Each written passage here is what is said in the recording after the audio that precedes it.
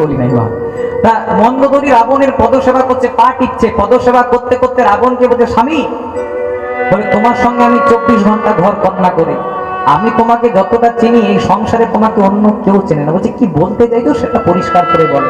একটা প্রশ্ন করবো? বলে হ্যাঁ।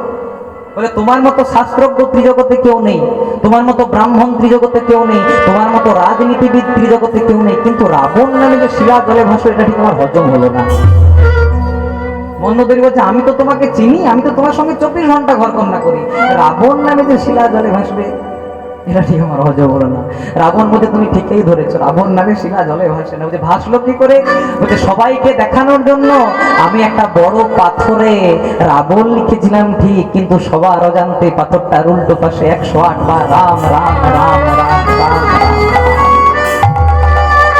রাম নামের কত গুণ, রাম নামে শিলা জলে ভাসে। তাহলে দেখুন বাবা, আমরা যদি ভগবানকে ডাকতে পারি তবে তো ভগবান কৃপা করবে।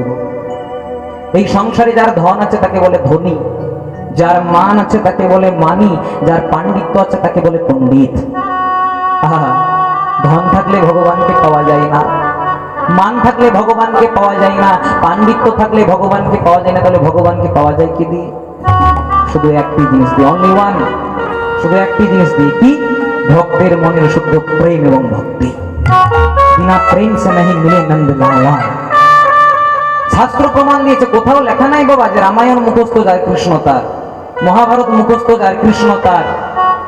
ভগবান বলেন ভক্তি যার কৃষ্ণ তার, সর্বশাস্ত্রে কয় ভক্তি না থাকিলে কৃষ্ণ দেখিলেও বাকি হয়। ভক্তি যার কৃষ্ণ তার, সর্বশাস্ত্রে কয় যার মনে ভক্তি থাকবে ওই অচল ভগবানের মূর্তিটাকে দেখে মনে মনে চিন্তা করবে এর মধ্যে বোধহয় প্রাণ প্রতিষ্ঠা আছে। আর যার মধ্যে ভক্তি থাকবে না, স্বয়ং ভগবান যদি নিচে নেমে চলে আসে মনে মনে চিন্তা করবে এটা রক্ত মাংসের দেহ ছাড়া অন্য কিছু নয়। তাই চলুন, নামের যদি এত গুণ, একটু হাত দুটিকে তুলে বাহ, রাধে রাধে।